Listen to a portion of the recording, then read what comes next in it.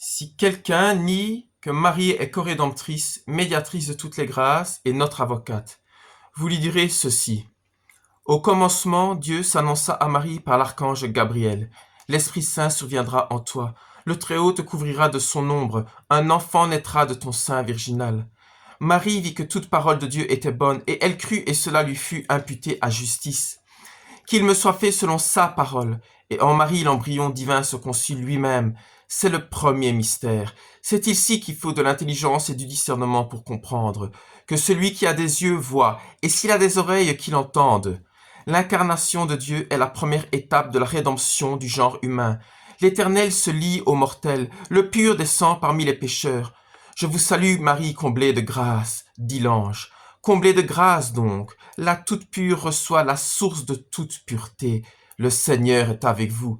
Dire que Dieu est avec Marie revient à dire que Marie est avec Dieu. C'est le principe même de toute grossesse. Ce lien mère-enfant, l'un ne va pas sans l'autre.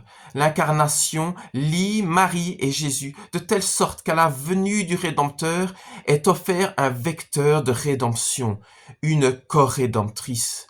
Dieu vient au monde par le moyen de Marie, car Dieu attend un acte de foi de la nouvelle Ève.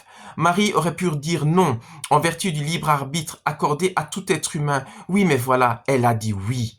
Son fiat a changé la face de l'humanité pour toujours. Adam et Ève ont dit non au commandement de Dieu. Tu ne mangeras point, renonçant ainsi à l'amour réciproque, et les conséquences furent désastreuses, la souffrance et la mort entrant dans le monde par le péché originel. Marie a dit « Je suis la servante du Seigneur, qu'il me soit fait selon sa parole ». Et les conséquences furent le rachat de l'humanité par Jésus en croix et Marie en bas de croix. L'un va pas sans l'autre. Nous sommes sauvés par la foi en Jésus-Christ parce qu'au commencement, la femme eut la foi en sa parole. Marie a posé l'acte de foi originel. Marie a contré le péché originel. Marie a vaincu le serpent par son humilité et son obéissance. Jésus n'est possible que parce que Marie le voulut bien. Le Très-Haut suspendit le destin de l'humanité pécheresse au bon vouloir de Marie. Dieu le Père savait que sa fille bien-aimée avait ce qu'il faut dans le cœur pour devenir la mère parfaite du divin Fils incarné. L'Esprit Saint attendait ce moment depuis la création du monde. Et l'oiseau de feu plongea sur sa victime d'amour, la comblée de grâce. Marie est le pont entre ciel et terre, la médiatrice de toutes les grâces. Elle donne Jésus, elle donne tout. S'il manquait une grâce au don de Marie, alors il faudrait conclure que Jésus est incomplet. Or, Marie est mère de Dieu. Ce qu'elle donne au monde suffit pour racheter plusieurs univers.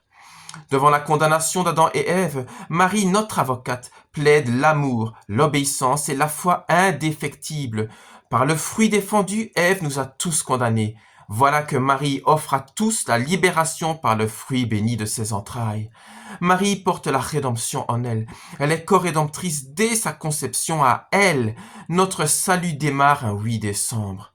Marie a été créée en vue de Jésus. C'est dans le but de Jésus que Marie fut conçue immaculée, comblée de grâce.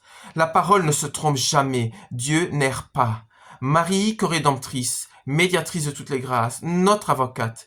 C'est une certitude biblique, historique, sotériologique, eschatologique, métaphysique et même métapolitique, car toute l'histoire et tout le destin des pays chrétiens s'articulent à l'entour du binôme de Jésus et Marie. Marie avec Jésus en elle est le centre de l'univers, ni plus ni moins. C'est ainsi qu'il faut considérer la chose si on veut être juste. Comblé de grâce. Suite au prochain épisode et explication du second mystère, n'hésitez pas à partager, à liker, soutenez mon travail pour honorer les grandeurs de Notre-Dame, au nom du Père, du Fils et du Saint-Esprit, ainsi soit-il.